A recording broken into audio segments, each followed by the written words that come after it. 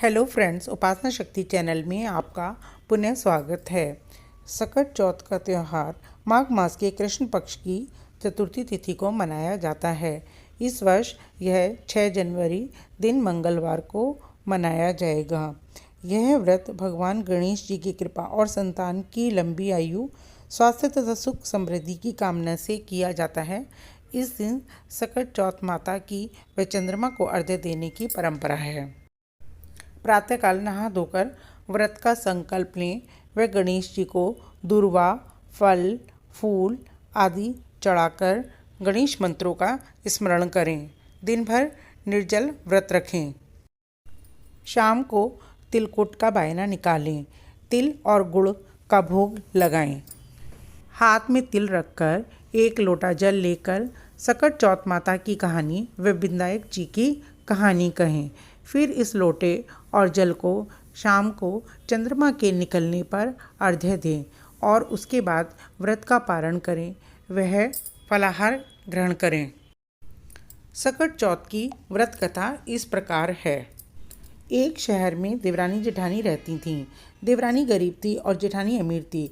देवरानी हमेशा गणेश जी का पूजन और व्रत करती थी। वे जेठानी के घर पर काम करती और जो कुछ बचता वे घर लेकर चली आती। देवरानी का पति जंगल से लकड़ी काटकर बेचता था। माघ महीने में सकट चौथ गणेश जी का व्रत आया। देवरानी ने व्रत रखा, लेकिन उसके पास पैसे नहीं थे। उसने तिल व गुड़ लाकर तिलकुट्टा बनाया। पूजा करके सकट चौथ की कहानी सुनी और जेठानी के यहाँ काम करने चली गई। सोचा शाम को चंद्रमा को अर्घ्य देकर जेठानी के यहाँ से लाया खाना और तिलकुट्टा खाएगी।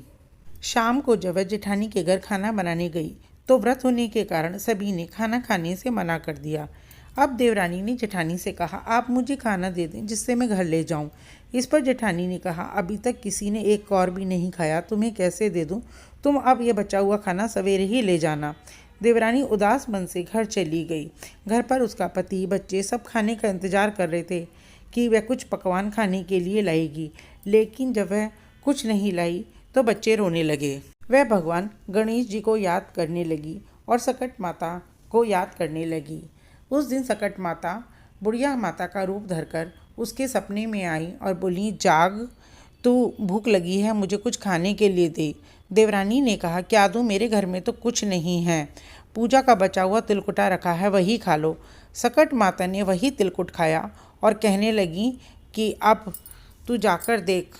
देवरानी स्वप्न से जागी और उसने बाहर आकर देखा तो पूरा घर हीरे मोतियों से जगमगा रहा था। उस दिन वह जेठानी के घर भोजन बनाने नहीं दी गई। जेठानी ने सोचा कल खाना नहीं दिया इसलिए शायद वह बुरा मान गई, तो उसने अपने बच्चे को देवरानी को बुलाने के लिए भेजा। देवरानी ने कहा, बेटा बहुत दिन काम कर लिया, अब मुझे ज़रूरत नहीं। बच्चों ने घर आकर माँ को बताया कि चाची का पूरा घर तो हीरे और मोतियों से जगमगा उठा है। जेठानी दौड़कर देवरानी के पास गई और बोली, ये कैसे हो गया? देवरानी ने उसके साथ जो हुआ था वह सब कह डाला। जेठानी ने भी वैसा ही करने की सोची। उसने भी सकट चौथ के दिन तिलकुटा बनाया और उसके सपने में सकट माता आई और बोली, भूख लगी है, क्या खाऊं? उसने कहा, आपके लिए फल हैं, मेवे हैं, बहुत कुछ रखा है, जो चाहें खा लें। सकट चौथ माता ने कहा। सकट चौथ माता ने सब खा लिया और उससे कहा, जाकर देख। जेठानी स्वप्न से उठी तो बाहर देकर देखा कि वहाँ गंदगी के अलावा, बदबू के अलावा कुछ भी नहीं था।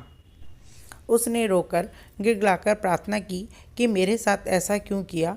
तो सकट चौथ माता ने कहा कि तेरे मन में भाव नहीं था, तेरे मन में लालच था। हे सकट चौथ माता, जैसी कृपा देवरानी पे करी ऐसी सब पर करना। जय चौथ माता की। सकट चौथ की कहानी कहने के बाद भगवान विनायक जी की कहानी भी अवश्य कहें और रात्रि में चंद्रमा को कच्चे दूध से अर्घ्य दें। अगर आपको मेरी यह जानकारी अच्छी लगे तो कृपया मेरे चैनल को लाइक, शेयर एंड सब्सक्राइब करें। धन्यवाद।